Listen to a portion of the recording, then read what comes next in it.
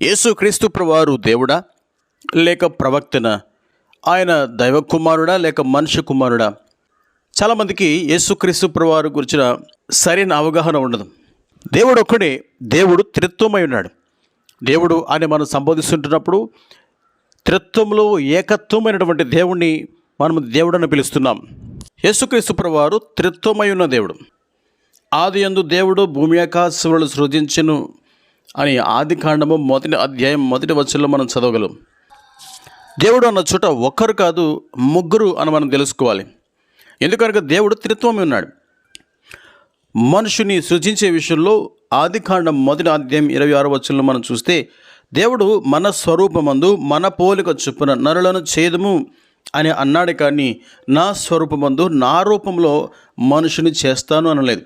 అంటే దేవుడు ఒక్కడే, అయితే ఆయన త్రిత్వమై ఉన్నాడు. అదేవిధంగా ఆదాము అవ్వలు దేవుని ఆజ్ఞను అతిక్రమించి పాపం చేసిన తర్వాత ఆదాము తన చేయి చాచి మరలా జీవవృక్ష ఫలములు తీసుకుని తినకూడనట్లు దేవుడని యెహోవా ఇదిగో మంచి చెడ్డలను ఎరుగునట్లు ఆదాము మనలో ఒకటి వంటి వాడాయను అని ఆదికాండం 3వ అధ్యాయం 22వ వచనంలో చెప్పడం చూస్తాం. దేవుడు త్రిత్వమై లేకుంటే ఆయన ఆదాము నాలో ఒకటి వంటి వాడాయనని చెప్పాలి, కానీ మనలో అనే మాట అక్కడ ఉచ్చరించడు. దేవుడు త్రిత్వమై ఉన్నాడు కనుకనే అక్కడ మనలో ఒకటి వంటి వాడాయను అని ఆదాము గురించి చెప్పడం మనం చూస్తాం. ఇంకా స్పష్టంగా చూడాలంటే కొరింథీయులకు రాసిన మొదటి పత్రిక 8వ అధ్యాయం 6వ వచనంలో మనం చదివితే, ఆకాశ సంబంధమైనను భూమి మీదనను దేవతలు అనబడినవి ఉన్నను మనకు ఒక్కడే దేవుడున్నాడు, ఆయన తండ్రి. ఆయన నుండి సమస్తమును కలిగెను, ఆయన నిమిత్తము మనం ఉన్నాం.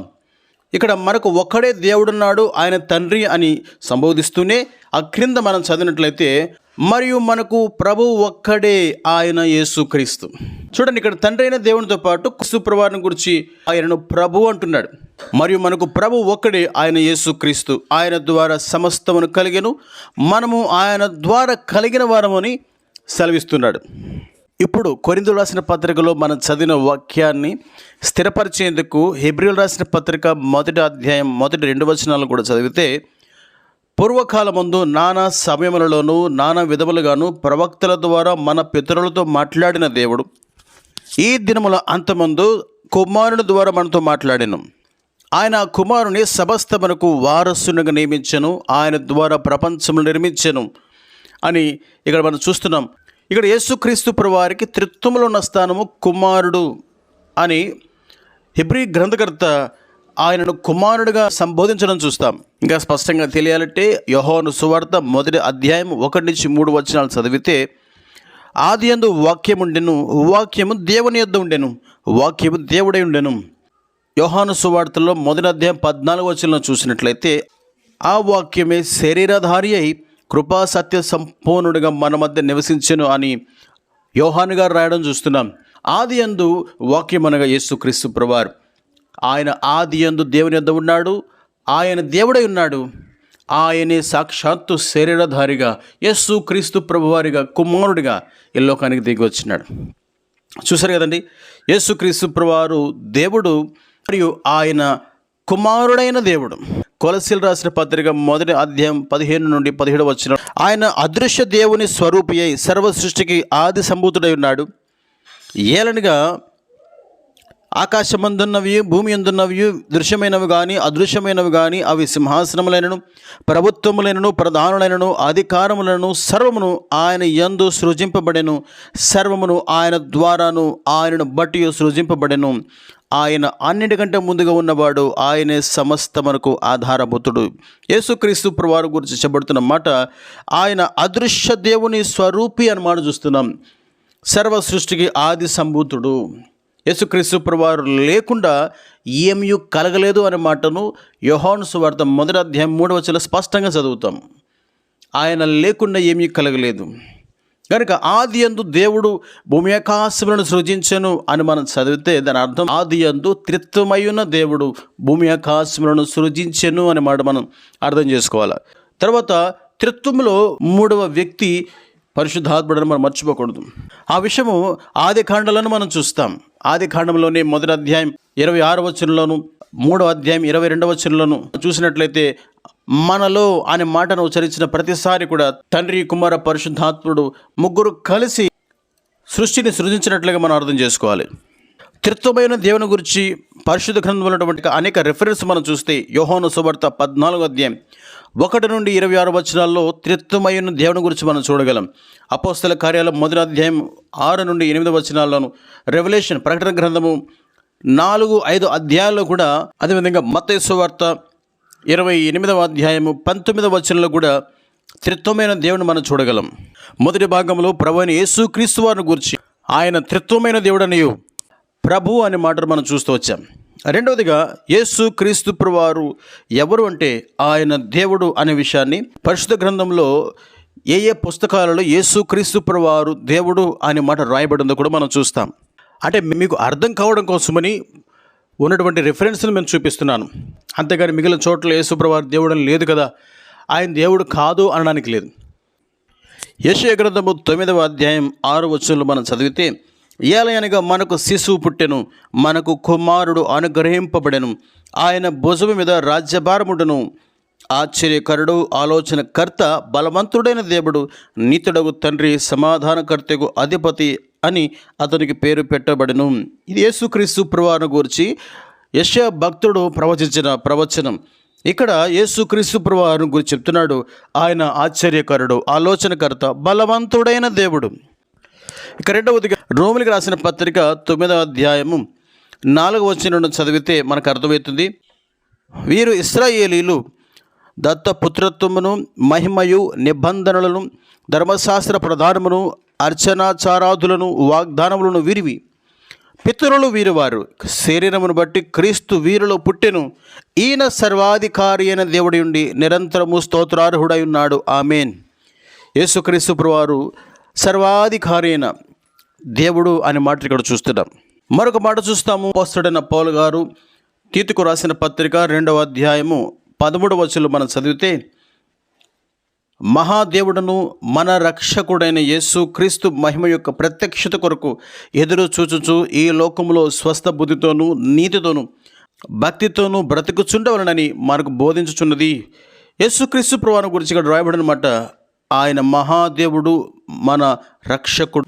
మరియు అపోస్తలుడైన పౌలు తిమోతికి రాసిన మొదటి పత్రిక 6వ అధ్యాయం 15-16 వచనాలు మనం చదివితే, శ్రీమంతుడను అద్వితీయుడనగు సర్వాధిపతి యుక్త కాలములందు ఆ ప్రత్యక్షతను కనపరచును. ఆ సర్వాధిపతి రాజులకు రాజును, ప్రభులకు ప్రభుని ఉన్నాడు. సమీపింపరాని తేజస్సులో ఆయన మాత్రమే వసించుచు అమరత్వం గలవాడి ఉన్నాడు. మనుషుల్లో ఎవడనూ ఆయనను చూడలేదు, ఎవడను చూడనేరడు. ఆయనకు ఘనతయు శాశ్వతమైన ప్రభావమును కలిగి ఉండునుగాక. ఆమేన్. యేసుక్రీస్తు ప్రభువారిని ఇక్కడ రాజులకు రాజు, ప్రభులకు ప్రభు అని సెలవిస్తున్నాడు. ఇదే వచనాన్ని అనగా ఇదే మాటను ప్రకటన గ్రంథము 19వ అధ్యాయం 16వ వచనం కూడా మనం చూడగలం. యేసుక్రీస్తు ప్రభువారి తోడు మీదను, వస్త్రం మీదను రాజులకు రాజు, ప్రభులకు ప్రభు అనే మాట రాయబడడం చూస్తాం. ఈ విధంగా ఇంకా అనేకమైన రెఫరెన్సెస్లో యేసుక్రీస్తు ప్రభువారు దేవుడు అని రాయబడడం మనం చూడగలం. మూడవదిగా యేసుక్రీస్తు ప్రభువారు ఎవరు అంటే ఆయన దేవుని కుమారుడు. ఏప్రిల్ రాసిన పత్రికలో మనం చదువుకున్న రీతిగా ఎబ్రీ పత్రిక 1వ అధ్యాయం 1 నుండి కొన్ని వచనాల్లో, పూర్వకాలమందు నానా సమయములలోనూ నానా విధములుగాను ప్రవక్తల ద్వారా మన పితరులతో మాట్లాడిన దేవుడు ఈ దినముల అంతమందు కుమారుని ద్వారా అనగా యేసుక్రీస్తు ప్రభువారి ద్వారా మనతో మాట్లాడాను.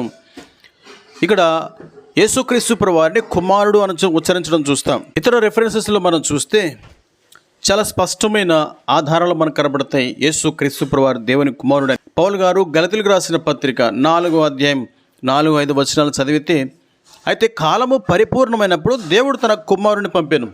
ఆయన స్త్రీ యందు పుట్టి మనము దత్తపుత్రులము కావునని ధర్మశాస్త్రమునకు లోబడిన వారిని విమోచించుటకై ధర్మశాస్త్రమునకు లోబడిన వాడాయను.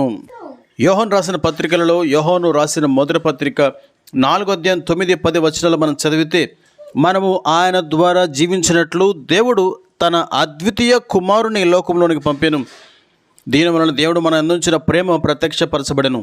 మనము దేవుని ప్రేమించటమని కాదు, తానే మనల్ని ప్రేమించి మన పాపములకు ప్రాయచిత్తమైనటకు తన కుమారుని పంపెను. ఇందులో ప్రేమ ఉన్నది. అంతేకాకుండా 14వ వచనంలో కూడా చూస్తే, మరియు తండ్రి తన కుమారుని లోక రక్షకుడుగా ఉండటకు పంపి ఉండటం మేము చూచి సాక్ష్యమిచ్చుచున్నాము. మొదటి యోహాను 3:8 చూసినట్లయితే అపవాది యొక్క క్రియలను లయపరచుటకై దేవుని కుమారుడు ప్రత్యక్షమయ్యను అని మాట చూస్తాం. ఇంకా రోమిలి రాసిన పత్రిక 8వ అధ్యాయం 4వ వచనంలో కూడా మనం చూస్తాం, ధర్మశాస్త్ర సంబంధమైన నీతి విధి నెరవేర్చబడవలని పాప పరిహారము నిమిత్తము దేవుడు తన సొంత కుమారుని పాప శరీరాకారముతో పంపి ఆయన శరీరమందు పాపమునకు శిక్ష విధించెను. ఇంకెట్లా అనేకమైన రెఫరెన్సెస్ మనం చూడగలం. మొదటి కొరింథీ 1:9 వచనం, యోహాను సువార్త 11వ అధ్యాయం 4వ వచనం, యోహాను సువార్త 17వ అధ్యాయం 2వ వచనం, మొదటి యోహాను 5:19, ప్రకటన గ్రంథం 2:18. అంతేకాదు సాక్షాత్తు యేసు క్రీస్తు ప్రభువారు బాప్తిసం పొందినప్పుడు ఆయన బాప్తిసం పొంది ఒడ్డు మీదకి వచ్చిన తర్వాత ఆకాశం నుండి ఒక శబ్దం రావడం మనం చూస్తాం. మత్తయి సువార్త 3వ అధ్యాయం 17వ వచనం, మరియు ఇదిగో ఈయన నా ప్రియ కుమారుడు, ఈయన యందు నేను ఆనందించుచున్నానని ఒక శబ్దము ఆకాశం నుండి వచ్చాను. సాక్షాత్తు దేవుడే యేసు క్రీస్తు ప్రభువారిని తన కుమారుడు అని అనేక లేఖనాలలో సంబోధించడం, వ్రాయించడం మనం చూసాం. 4వదిగా ప్రభుని యేసు క్రీస్తు ఎవరంటే ఆయన మనుష్య కుమారుడు. ఇక్కడ దేవుడు మనుషునిగా రావడం చూస్తాం. దేవుడు మనుషునిగా రావడానికి గల కారణాలు ఏమిటి అని మనం ఆలోచిస్తే, ఆది కాండములో ఆదాము దేవుని ఆజ్ఞను అతిక్రమించడం ద్వారా పాపం ద్వారా మరణమును లోకములో ప్రవేశించను. అలాగనే మనుషులందరూ పాపం చేసినందు మూలాన మరణము అందరికీ సంప్రాప్తమయ్యను. ఆదాము ద్వారా పాపము మరణము ఎలాగూ ప్రవేశించను, అలాగనే సాక్షాత్తు తన కుమారుడని యేసు క్రీస్తు ప్రభువారి ద్వారా ఆదాము నుండి వచ్చినటువంటి పాపమును మరణమును తొలగించి తనయందు విశ్వసించిన వారికి నిత్య జీవమును పాప క్షమాపణ అనుగ్రహించుటకు దేవుడు గొప్ప ప్రణాళికను తన కుమారుడిని యేసు క్రీస్తు ప్రభువారి యందు సంకల్పించెను. గనుకని ఆయనను మనుషునిగా ఈ లోకానికి పంపించెను. యేసు క్రీస్తు ప్రభువారు మానవుని ఈ లోకాన్ని దిగివచ్చి అపవాదిని తలను చెదరదొక్కి తన ప్రజలు రక్షించునని ఆదికాండం 3వ అధ్యాయం 15వ వచనంలో ప్రవచించబడింది. ఇంకా అనేకమైన గ్రంథాలలో యేసుక్రీస్తు ప్రభువారు మనుష్య కుమారునికి వస్తాడని ప్రవచించడం మనం చూస్తాం. సంఖ్యాకాండము 24వ అధ్యాయం 17వ వచనంలో ఆయన నక్షత్రంగా చూస్తాం. కీర్తనలు 22వ కీర్తనలు ఆయన శిలువలో పలికిన మాటలకు రాయబడడం చూస్తాం. యెషయా గ్రంథంలోను ఇక అనేక గ్రంథాల్లో యేసుక్రీస్తు ప్రభువారు మనుష్య కుమారుడిని ఈ లోకాన్ని దిగివస్తాడని యెషయా గ్రంథం 9వ అధ్యాయం 6వ వచనంలోను, జకర్యా గ్రంథం 9వ అధ్యాయం 9వ వచనంలోను యేసు క్రీస్తు ప్రభువారి గురించి స్పష్టంగా ప్రవచించబడడం మనం చూస్తాం. ఆ ప్రవచనం నెరవేర్పగానే ప్రభుని యేసు క్రీస్తు కన్య మరియ గర్భాన ఈ లోకంలో జన్మించినాడు.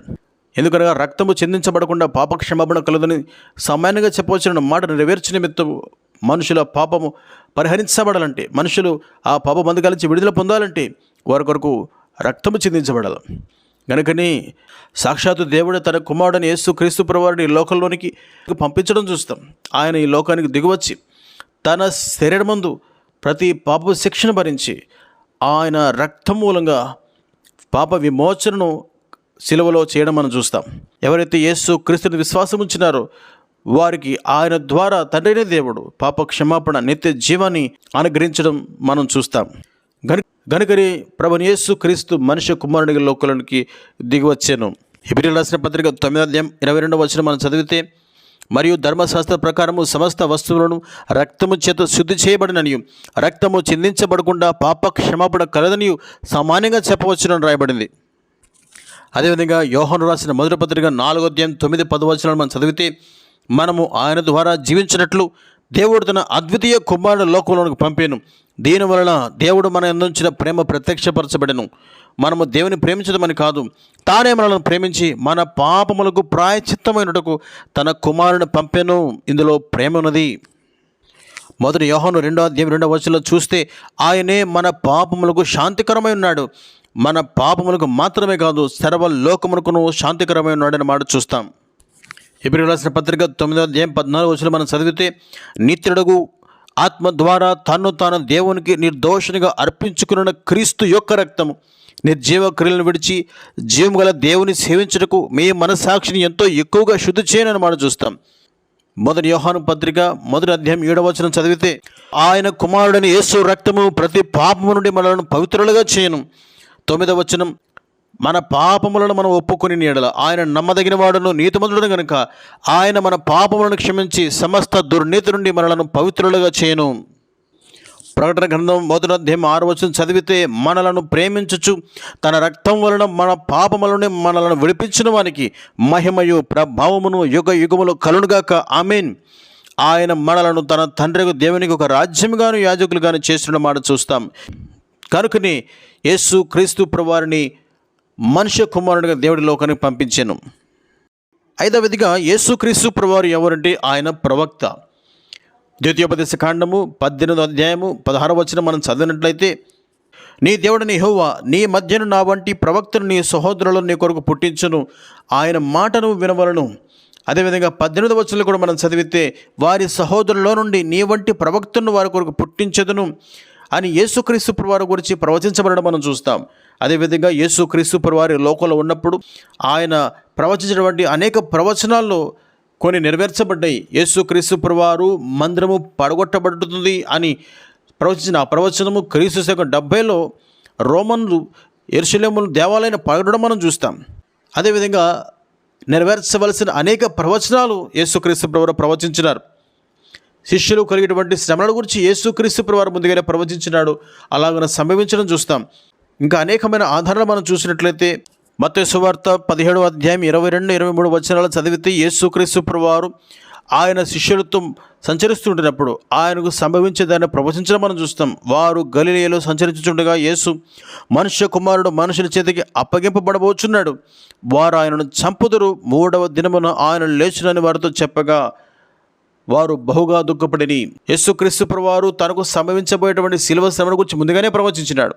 అదేవిధంగా లోక సువార్త 24వ అధ్యాయము 48-49 వచనాలు మనం చదివితే, పరిశుద్ధాత్మను గురించి ప్రవచించిన ఆ ప్రవచనము అపోస్తల కార్యాల్లో నెరవేర్చబడం మనం చూస్తాం.